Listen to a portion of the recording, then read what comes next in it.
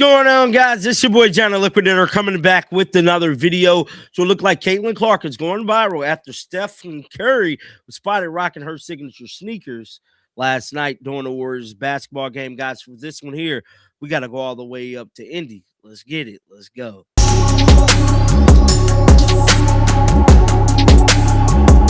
Caitlin Clark is still making headlines, man, as her sneakers is taking over the NBA. Now, these is player edition sneakers. Now, many people got into the comment section last week speaking about how Caitlin Clark's PE sneakers is only going viral because they're Kobe shoes. And we broke it all down, man. No disrespect to the great Kobe Bryant, but Caitlin Clark, her name hold weight, bro. And people was definitely supporting her that is peers in the NBA. And they definitely feel a certain type of way about the young superstar. So none other than Steph Curry was the latest player to rock Caitlin Clark PE sneakers. Now, these ones right here are nice. I can't even lie. Steph Curry gets ready for tip-off and Caitlin Clark PE sneakers. Now, he did a lot. He pre-gamed in them, and he was shooting half-court short shots in them. But this right here lets you know how impactful the Caitlin Clark impact is, man. And these shoes are nice. I bet you Caitlin Clark picked out the colorway and everything. Bet money. Somebody said those MFers are icy. Steph warning Caitlin Clark shoes. It's the ultimate midlife crisis. Oh my God. Look, so many people are just haters, bro. Just freaking haters, bro. Caitlin Clark. It's not even funny. Steph Curry wearing the Caitlin Clark PEs. Oh my God. And he was also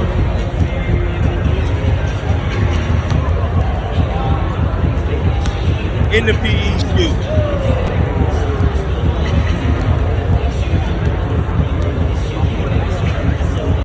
The great Steph Curry, man, rocking the Caitlin Clark PE Kobe 6's dog. Legendary moment. Now, that is pretty much the only other news that we got coming out about Caitlin Clark. Really haven't been a whole lot. We still got the WNBA negotiations being talked about, but we have to talk about this Lexi Brown interview that she did with Joy Taylor, speaking about the current state of the WNBA. Let's listen to this. Have leaned in. It's still like they're right on the edge. It's still like they still.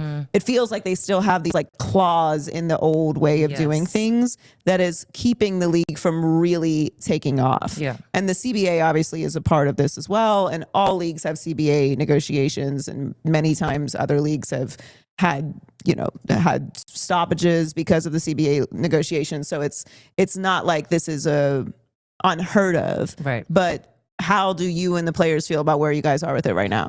I think we're in a better spot than we were a few months ago, but we are still a very long way away from where we want to be. I think the biggest thing is that revenue sharing, which now I feel like people are starting to finally understand what exactly that means. Is like we're not trying to get paid like the NBA guys. We're not trying to get paid $50 million a year. We're trying to get paid a bigger percentage of the money that we're generating. And they're just like, no, like we want you to stay right here where you've always been, and we want you to accept that. And we're just like, no, like we're not gonna do that. And if we are gonna find a happy medium, like you guys, they have to tell us why. Like, why are you guys not doing this? Why are you not being transparent about the financials? Why are you not being transparent about the ownership groups? Like, it's just it's a lot of runaround. And I'm not in those big meetings, but I'm in like the group CBA meetings.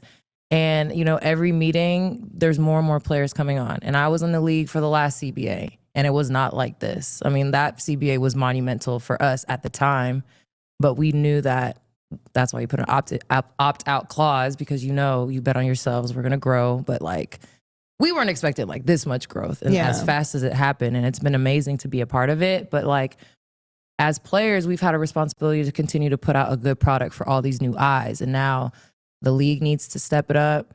Even in Fee's statement, she was talking about the officiating. That needs, like, everything needs to like rise to the occasion. I feel like we have been really the only things that have just rose with the moment, and now everything else has to follow. I feel like every time over the years that any conversation has come up about women getting better or equal pay, like nothing is like chum in the water on the internet to these motherfuckers. Insane like thing. Women making money.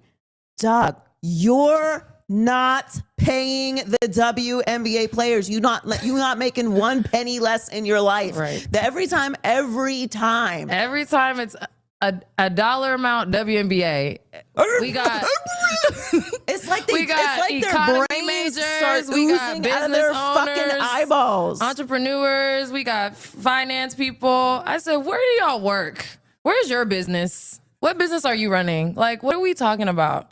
Shut the fuck up. Like, it is.